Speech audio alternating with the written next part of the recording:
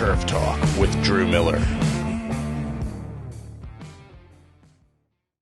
On this episode, we have Adam Russell of MVP Genetics and Mr. Will Snell of Mountain View Seed.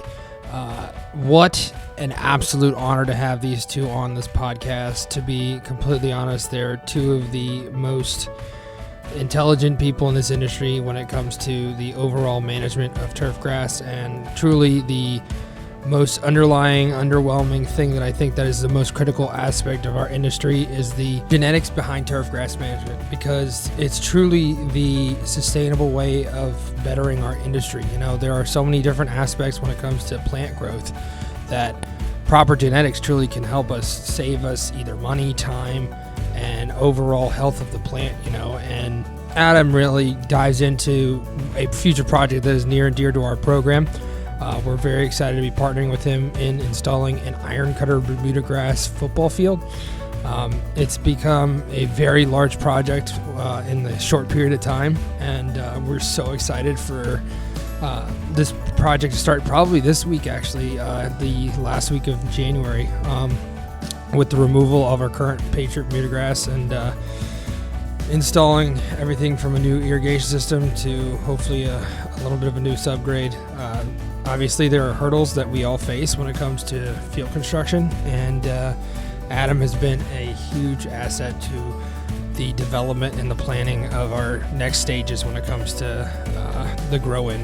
And with the genetics of IronCutter, we're looking at a very quick, fast grow-in when it comes to Bermudagrass and other types there are. We're so excited to do this project with him, and being able to talk to Will a little bit about it. He's so excited to be a part of everything, and it has truly been an honor to have them be, again, a huge supporter of our program, not just on this growing, but just in the years of the past few years, everything they've done for us. And we're so excited moving forward with everything that we're doing.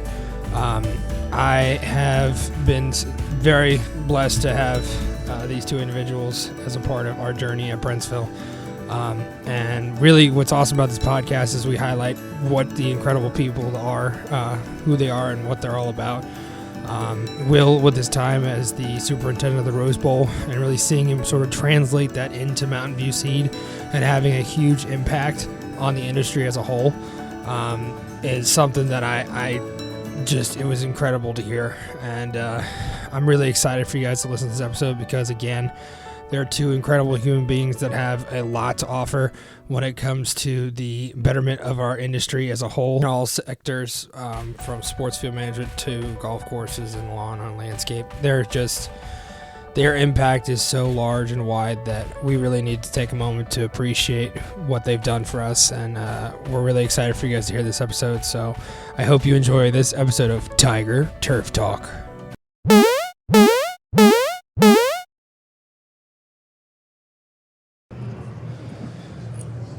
So what's going on with you? Great conference so far. It's been busy, obviously. Been able to link up a bunch of times, actually. Yeah, no, it's been a really good conference. Have really enjoyed this location. You know? Yeah, it's really great. Yeah, I think the weather, people excited going out to see different venues, just the mountains, whatever. Seems like there's a lot of people interested. Education's been packed. Super successful. Absolutely. Really cool. Now, I do want to get into this before Will comes, is obviously the exciting stuff we have going on at Brentsville with you, with IronCutter and everything that's going into it. We're so excited. We can't wait to see the fruits of the labor and the genetics behind IronCutter just thrive at Brentsville. What are you sort of seeing from our project so far, with all the chaos of, again, a school district and the needs and all those things? It's a typical high-level high school challenge. Yeah. There's a lot of moving parts. There's a lot of stakeholders that maybe don't know as much about grass as you do and we do, and you're trying to convince them that it's worthwhile. I've always believed and will always believe that great grass is not expensive, but it's showing the value of doing things the right way and going through every step in the process, building the field the right way, just making sure that everything's talked through, and that takes time. And so trying to condense that for the stakeholders that decide, hey, what are we going to do? How much sand are we going to add? When are we going to do this? Students, non-students, everything's important because you want to go, you want it to go off without a hitch. And for sure.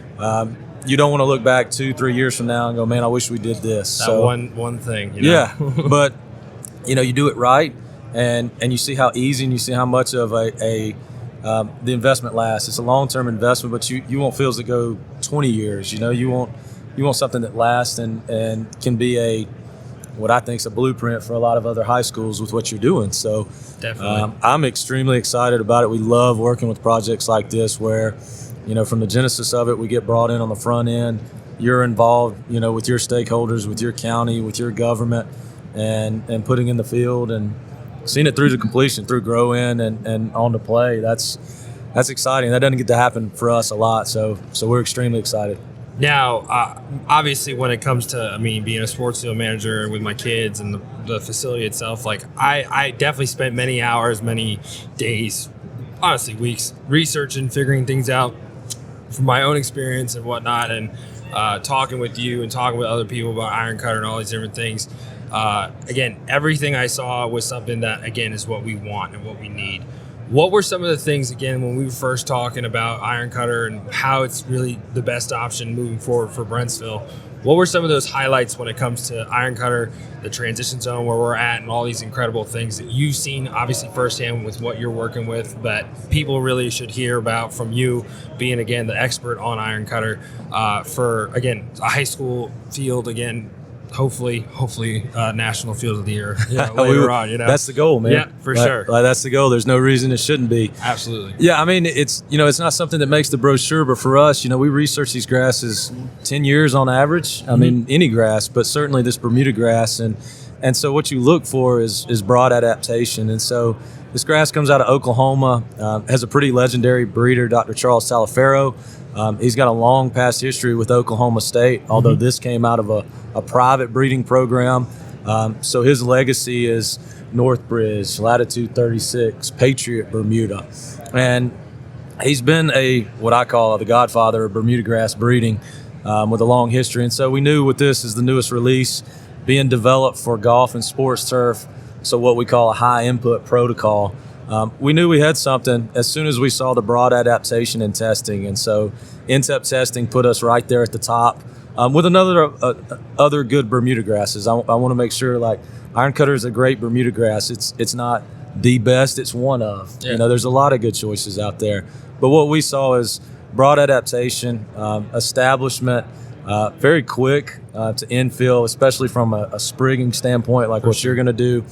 Extreme cold tolerance. Oklahoma, where it comes from, we were taking it to locations far north, as many places as we could to push that line and see whether it could handle extreme conditions, both warm and cool.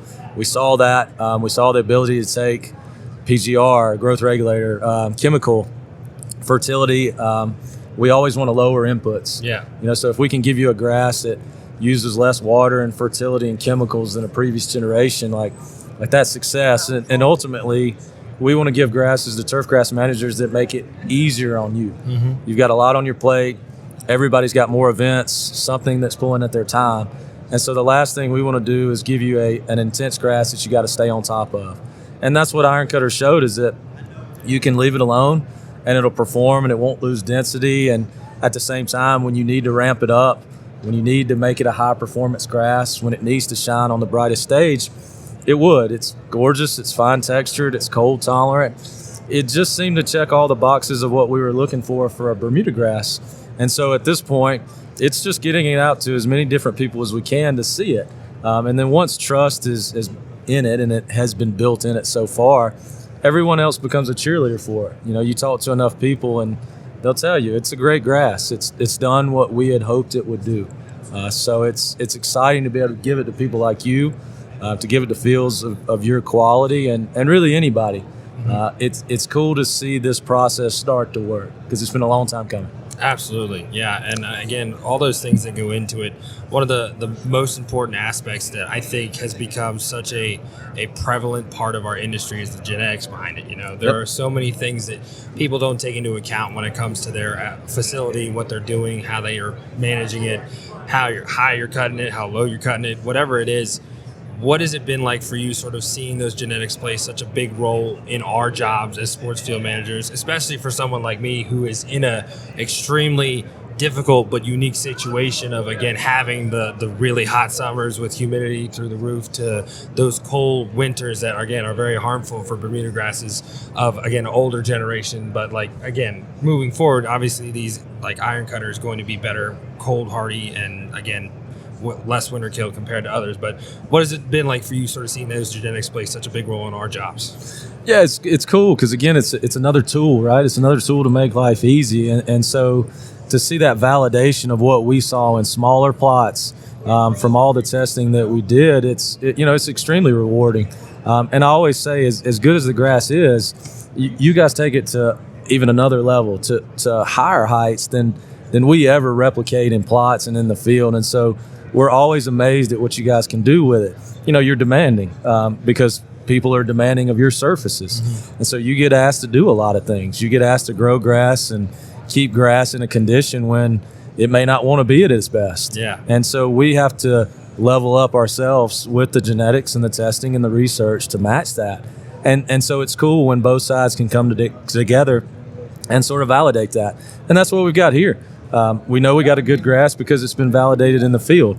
The sod producers have validated what we saw, again, 10, 15 years ago. And all those times, we spent looking for a fatal flaw in the grass, because that's what you do. You take these genetics and where's the hole? What does it not do well? Can we manage around it? Doesn't really matter what it is. There's a list 20 deep of what you need at your grasses to do. And so we're looking to make sure that our grasses don't have that fatal flaw. So when you get it in, it falls apart with one metric, because that's all it takes. And so in this case, that's why we research so long. We're looking for that. And when we don't find it, we get excited because then we know we've got something. Yeah, for sure. Now, obviously, with your role with MVP Genetics in Mountain View Seed, what has it been like for you to be able to take part in this research and developing and marketing? Obviously, you have a big role in marketing and bringing things to light in the industry. What has it been like for you to, again, have that background and be able to sort of not just only showcase that IronCutter and all these incredible, 365 SS products, but, again, genetics and really just the role it plays in all of our lives, and how has it been sort of marketing that and bringing that to the forefront of not just sports field, but turfgrass management? Extremely gratifying. I love what I do. I never thought I would be doing this, and that's why I try to give back as much as I can, to help others get into this industry and get into places where we can all help each other in this industry better. But for me, it's just really rewarding to take all the time and effort in the research to get to a level where we can produce better and better cultivars, no matter if it's cool season bluegrass or warm season Bermuda grass and zoysia grass. We're looking for that next thing, and we're looking to diversify as much as possible, because the more grasses we can bring to market that are better than the last generation, the more people will benefit in as many places as we can. We sell all over the world. We try to impact people all over the world. And that's the rewarding part about our jobs, is taking a little small plant that you may have found and bred somewhere, and taking a little idea of, can we do this? Can we trial this? Yeah. And then bringing it to you guys and watching it exponentially grow, because you're the dividing line. We think we've got something, we bring it to you, and you tell us immediately, does it work or does it not? And that's just been rewarding. It's challenging. I don't think anybody wants to go to work and do the same thing every single day and just punch the clock and go home. I think people want to be challenged and hopefully rewarded, and I just take a lot of pride in doing it. And it's nice when you have a group of people like we have on our teams that are like-minded, that we're not satisfied with what we're doing now. We're researching grasses right now that hopefully will beat IronCutter in the future. Mm-hmm. Now I hope that's 15, 20 years in the future. Yeah. But whether it's a bluegrass or a cool versus warm season, we just want the best that we can create, and we want to be better than the previous day. Absolutely. And it's great to, it's awesome to see sort of that evolution when it comes to, once was, when I was in high school, Patriot was like the big thing. Like, yeah. No one had a cold tolerant winter kill like even like a fraction, and Patriot was the godsend. And then you see all these sort of, not issues, but obviously challenges that you face as a manager, obviously dealing with thatch and all these different things that come with those grasses. Seeing a Latitude 36 come out, and then all these other things, you come to now Tahoma and IronCutter being sort of those forefront, especially for the transition zone type of grasses. It's just really cool to see that evolution when it comes to the actual cultivars and everything that's going into, again, what we're doing as sports field managers. With our project, obviously we've had many meetings, discussions, and again, I'm eternally grateful for everything that you're doing for us. What do you see sort of our plan-wise that we've discussed culturally speaking that many people would benefit from knowing for IronCutter? What are the things that we should be focusing on, whether it's aeration, verticutting, all these different things that, again, we're trying to benefit the growing as well as, again, the overall success of the field for 20 years to come, like you and I always talk about? Yeah, I think, given the ability to be aggressive on these grasses, from the second that you sprig grasses in or sod grasses in, we want managers pulling these grasses apart, and they like to be culturally pulled apart. They like to be roughed up. We want to give the managers the ability to top dress and verticut, aeration, right out of the gate. You're growing in sprigs. I've become more and more aggressive as the cultivars have shown me that they can handle it. And it puts the grass in a better place when you put the athletes on top of it. It makes safer surfaces when you put the athletes on top of it, because we push these grasses to the limits. And we're always trying to find out where that next limit is. And it sounds weird, but I like finding where my grasses fail.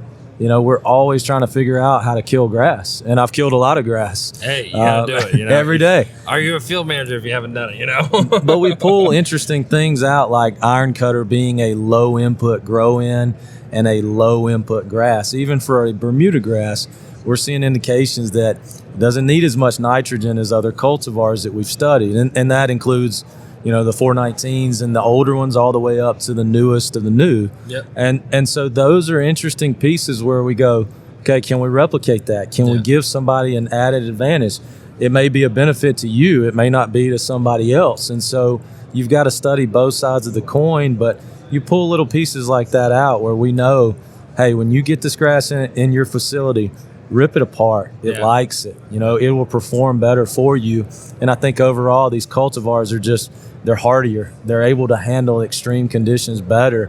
They're not foolproof. There are no silver bullets, but we're getting a lot better, and we're a lot better than previous generations. So it's good to see that for any species, but certainly one like IronCutter, a next generation Bermudagrass cultivar. Absolutely. And again, it's also about timing and everything and again, what I'm excited about is, again, really recording the journey that we're doing, especially starting now with all the preliminary conversations and our concerns when it comes to, well, we're not getting a new sublayer, we're not getting certain things, they're not removing enough materials, so we're trying to make sure we're growing that Bermuda that's already in there so that we can kill it off. And that's what's so exciting about all of it. There's just so many things that could go wrong, but we're doing our best to combat that, and that's what we really are as sports field managers and everything that we're doing. So obviously it's great to have the experience. With everything in your work, obviously you work from levels like me, again, a high school program, different areas. What's been sort of your favorite part about working with individuals in the SFMA and everything that goes with, again, a company like Mountain View Seed? Yeah, I think for me, it's always the relationships. You get down in the dirt with somebody, you sweat with somebody, you overcome challenges with groups of people and like-minded people, like I find in the SFMA. I call myself a reformed golf guy. I was in golf course construction, golf course maintenance. I did sports turf, but not nearly to the level as some of these guys, even you. And so I've come to love the sports turf managers, just because of all those things, because you can get down and grind and pull things out of the dirt, and it's just rewarding that way, and that's what I want to give back in my work to everybody that I interact with. It's really important to me that I work just as hard as you guys do. I have a tremendous respect, but it's always easy to come and bounce ideas off of the sports surf managers. We're always trialing things. We're always texting each other. What about this? What about that? I mean, I get asked questions every day that I'm like, I have no idea, but then it leads you on a path and you go, all right, well, let's learn something about that. Let's fail. Let's fail again. Let's succeed one time. Let's figure out why. And I never get tired of pulling that puzzle apart. And I think there's so many people in this industry with sports turf managers that are the same way. That's why we're here. And I hope that's why, we can encourage and get more young people in this industry that think the same way, that want to work in an industry that does that. Because I don't think it ever gets old. No. I think I'll be this way when I'm 85 and still love doing this. Gosh, 85. If we make it. If we make it. I'm trying to make it to next week. Yeah, that's right. We're on fumes. For sure. Now, obviously, we sort of talked about it a little bit already, but with these events, like, what are your end goals when it comes to conferences? Because that's a big part of your job. Again, your role at Mountain View Seed is being able to go to these conferences, whether they're regional, the national ones, whatever it is, golf, sports field. Research is probably a big one you guys end up going to. What are your goals when you come to these events and sort of, again, being a part of the overall sort of trade show, educational pieces? We were talking about maybe doing one for next year with our program and what we're doing for IronCutter. So what is it like being a part of all this, and how do you set goals and do what needs to get done? I think for me and for our team, it's meeting new people. Mm-hmm.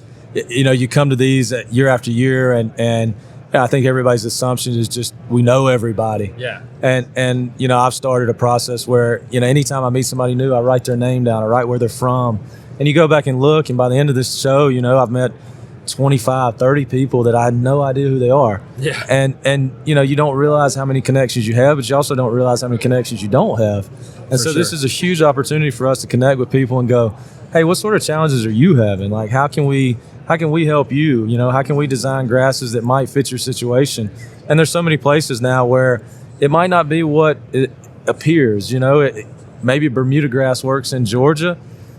Maybe bluegrass works there now. Yeah. What's your situation and how can we help? And then from that point, it's meeting with old friends, relationships, sod farms, distributors, all the connections that we have through business, and saying, okay, how was your year? Let's reset it here. What do we do right? What do we do wrong? Personally, Mountain View, what did you guys do?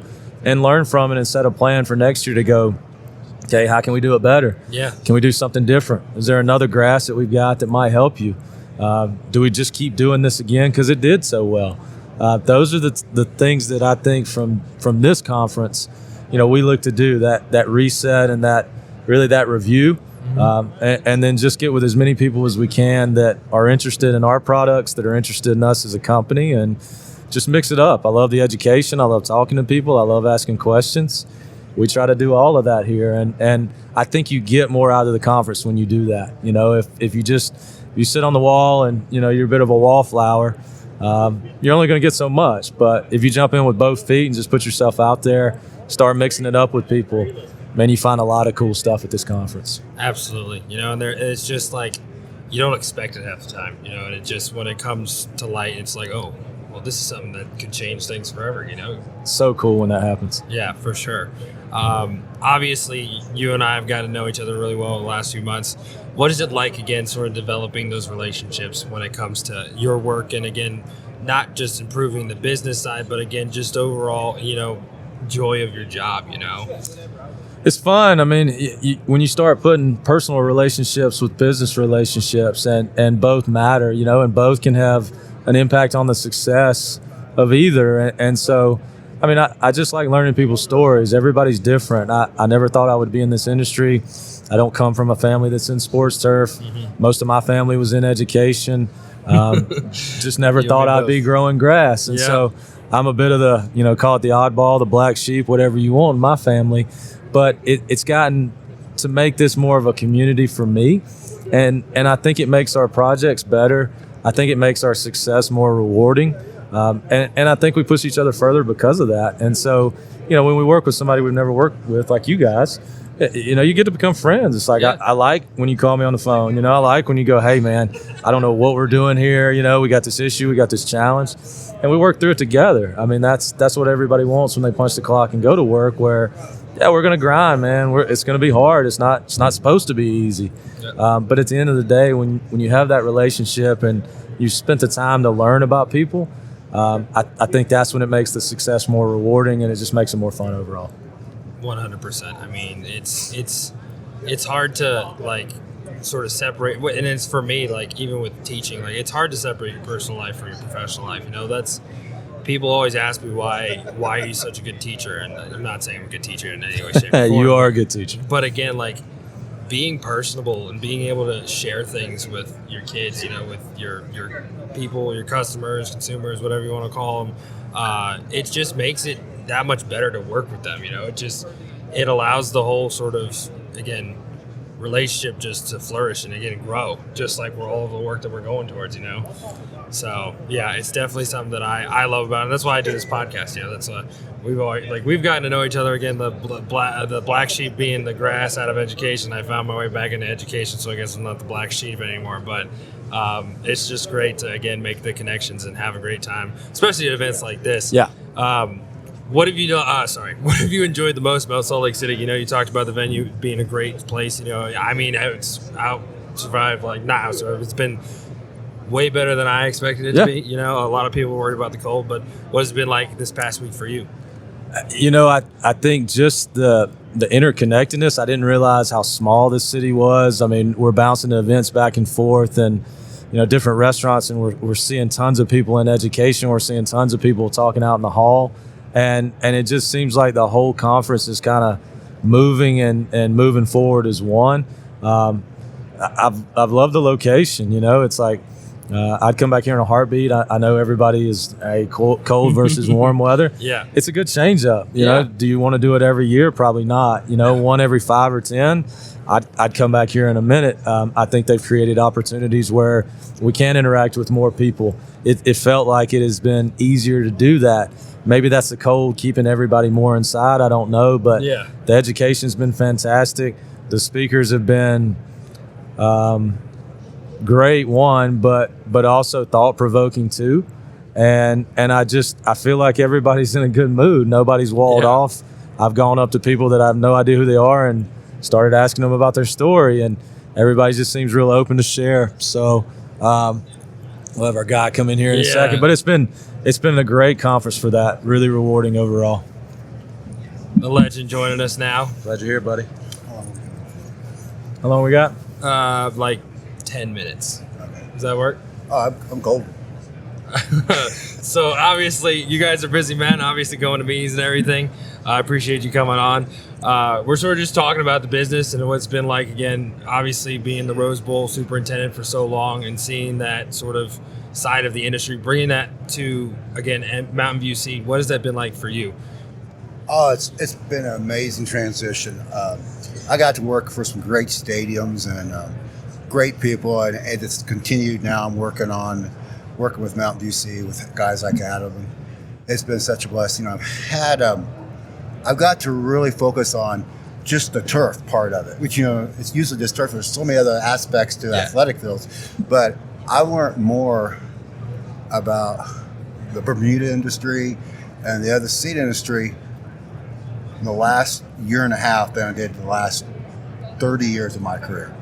And it's anyone who really wants to learn about Bermuda or the seed industry, you need to go work for a company because you'll get educated so much about understanding about what that industry is all about and really understanding how the plant works and the history of the whole thing.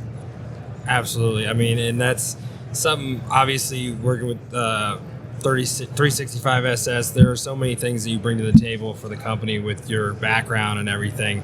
What has it been like, again, sort of becoming this side of the industry and being able to promote the brand and promote the product, again, for being what it is, what the industry standard across the board, all sports, everything that goes into it? What has it been like for you sort of being at the forefront of that? You know, so back in 8-9 years ago, we were the very first ones that put the 365 in, so it was really cool to be the first one to do that and to see where it is today and all the Major League Baseball and NFL football and soccer fields.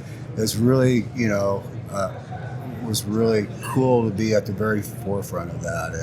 And it's, at the Rose Bowl, I could only kind of like this really enclosed box. So it could never go anywhere. And then when I got to start traveling all across the country and seeing the footprint of 365 and just how it raised the quality of the turf. And it's been a really great, see some fruits of many people's labor. So it's been absolutely, for sure. Obviously working with Adam, the company is an incredible group, and obviously really bright minds among all of you, Yeah, don't crown us yet. I learn a lot from Adam a lot. Yeah. He's taught me a lot. What has it been like working with people like Adam, Dr. Munshaw, and everyone that is a part of your group, and sort of just, again, developing an industry, I keep saying standard, but sort of a juggernaut in our industry when it comes to seed. It's been humbling genetics. because after being in the industry for so long, I thought I knew everything, and I realized I didn't know nothing. Yeah, for sure. So, I do that every day. It's totally like doing all this research. And their research center up in Oregon is second to none. And go up there, and I'm like a kid in the candy store, and just digging in and looking at stuff and understanding and I'll call Adam at 9, 10 o'clock at night, Friday or Saturday. I said, what do you think about this? I said, well, I'm at home with my kids, But I'll answer. He'll answer. And so it's exciting to talk. I love to talk to people and think outside the box and get people's thoughts. Like, can we do this? Can we not do this? And then why can't we do it? And why? And I want to do this. So, absolutely. With everything you guys have done, what have been some of your fondest memories over the past few years? Getting back out there with everything, whether it's IronCutter related, whether that's people related, some of the fun memories you guys have in the last few years. I think what's been really cool for me is like I got to be on the forefront of 365, and now I'm getting on the forefront of IronCutter, who we think has got the same potential as a 365. And so that's our expectations, that we want to be able to do that. And it doesn't come easy, but we're wanting to set a standard and learn all about that plant and just really doing something really special with it. And I'm all about the end user. I want to do what's best for the end user, and we got something pretty special. We're excited with IronCutter coming into Brentsville. So. Oh, dude. Yeah. Man, I think for me, business-wise, you see something like a Genesis Point and 365 SS, and you see how hard you work to get one person to believe in it like we believe in it. And then that person gives you the opportunity, whoever that is. And it's just these little milestones along the way where you see a little crack in the door and a little crack in the door. And then it's just, boom, we've got it in 50 professional fields. And I don't know how that happened. And it's doing the same thing with IronCutter or any product. And so that process for me is the most rewarding thing, but also the coolest thing to look back on of, man, I can't believe we're here, but just the gratefulness of the people that give you a shot, that trust in their ability enough to take your wild-haired grass or your new species that you've come out with and take it to new heights like we hope it would be. I think personally, like I go back and, we were at the Field of Dreams for me, and, we're all in a trailer in the back, and the first year, and it feels like it's 115 degrees and everybody's about to die. And it was 115 it was degrees. 115 degrees. No, we didn't feel like it. It was. But Murray Cook and the Brightview crew and those guys had just busted it for 2.5 years. And to see all that work come together on our grass and to see the levels that they took our grass, places we had never been before, but the quality of the crew and those guys, and it was just like, that was the ultimate. Like that was one of the highest highs that I've been in, We search for that all the time in all the projects that we work with. But for me, that was a special one because we gave so much during the week. We all individually had our little parts, and it came together, and it was greater than the sum of the individual parts. It was a good show. I think we put on a fantastic surface, and those guys leveled up to heights that I had not seen before. So personally, that was a great one for me. Northwestern as well with IronCutter, just doing things that I didn't think could be done with certain grasses. Zach Simons at Northwestern, his crew carrying that through a Big Ten football season. Just unbelievable work like that is rewarding for me, rewarding for me personally.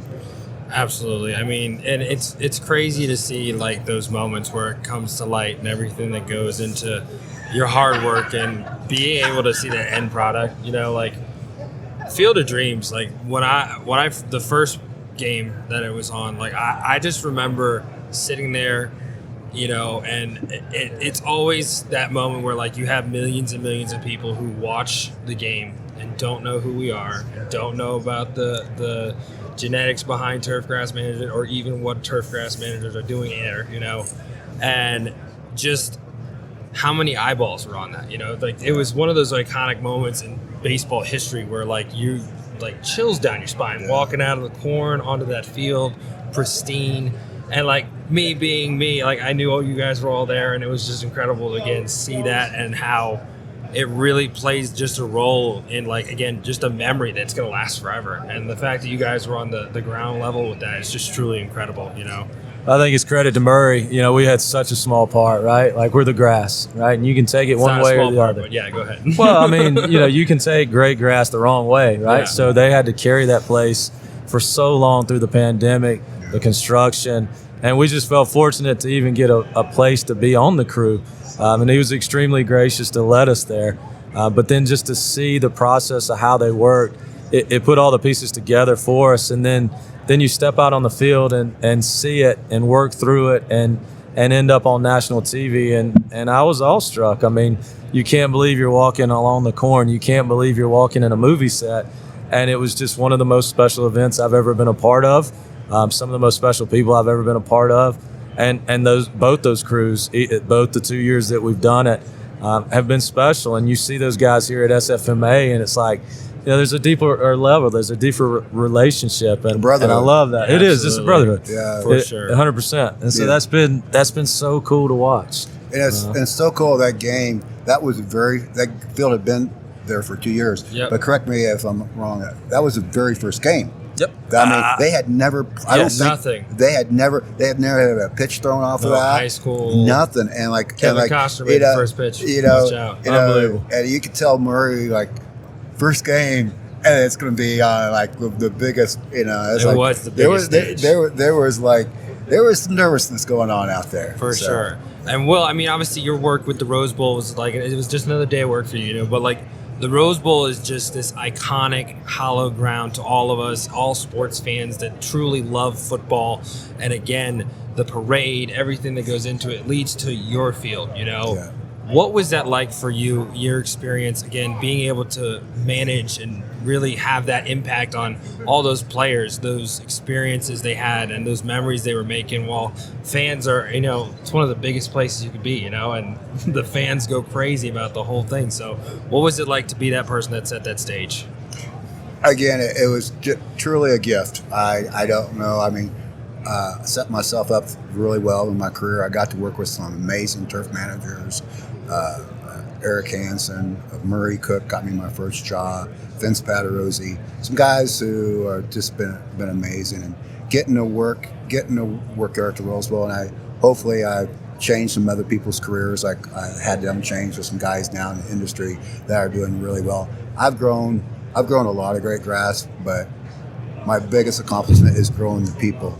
You know, where now they're in the profession and able to learn. So there's Chris Chang, Miguel Lopez. These are the guys, and I take more pride in the people I've got to work with and help them along. And now they're taking care of their families and and they love the industry like I did. So, and that's what it's all about, and that's what we love about it. You know, there's really nothing that you can put like it's priceless. Yeah. And you know, it's what we live for, and that's why we love it. But again, with everything, there's so many things that go into it. For you guys, what is it sort of that next step for Mountain View Seed and MVP and all these different things? Obviously, we were talking about earlier, you want to find that next thing. You know, IronCutter is great, but there's always going to be that next thing, and you want to be on the forefront of that. Yeah, I mean, we're working on reducing inputs first, right? So we're looking for any turfgrass species that can make great grass with lowered inputs. You know, we want to continue to do that with any natural turfgrass species. I think a lot of companies, they get too many different products. They get too focused on too many different things. And for us, it's just turfgrass. Like we want to take turfgrass to the next level. We want to control all turfgrass from the beginning point of the farmers, the beginning point of the producers, warm season, cool season, seeded, non-seeded. we want to control that, and we think our R&D and our research will be better, and will give the industry better grasses by doing so. And so I think that's our responsibility, is to investigate these species that other people may not be looking at, or take in grasses that may not have entered the sports turf arena yet, like zoysia grass. We're working on a zoysia grass called Gateway that we hope to release at the end of the summer. And can it sneak into sports turf? I think it can. We're seeing these improvements, and they may be slight to a lot of people, but we get excited because we see those next generations. We see bluegrass that can survive in the southeast U.S. with lack of disease and in that humidity. And so we just want to give the sports turf managers as many tools as possible with as many grasses as possible, and let them make the decisions and take it to the next level after we've done all our work. So we'll go to the ends of the earth to find that out. We'll test our grasses against anybody. We're not afraid to fail. And I think that makes the best turf grasses at the end of the day. And so we're never going to stop doing that. That's what we enjoy doing. That's our focus. We are turf grass. And I hope that continues for the life of this company and the life of, as long as I work here, as long as we have our team. So absolutely, you that's consider the goal. This work? It's fun that. work. Some days, not today and not this week. This is my point, okay? And everyone says if you love what you do, you never work a day in your life. Sports field managers love what they do. Yep. There's no way they're not working. It's not, and it's obviously not like hardship or anything, but you work your asses off, and you guys do so much, and it's just like, I work hard. Like it's not anything like that, but real hard. Again, if you have a passion for it, you have a love for it, it's going to be great. You love the hard times, you live through it, and you live for it. Yeah. So I mean, my office was Rose Bowl Stadium. that's pretty nice, right? You just go in there and you look up at those beautiful mountains, and look at the grass, and I'm like, thank you, God. Yeah, that is a great way to look at it. We're lucky. Yeah, for sure. Well, I want to thank you guys so much for taking the time. It's been phenomenal to see you guys, link up with you guys a few times, and excited for this year, excited for IronCutter and everything that we're doing together. So, again, thank you for taking the time and coming on by. Drew, thanks for having us. We really enjoyed this. Appreciate you.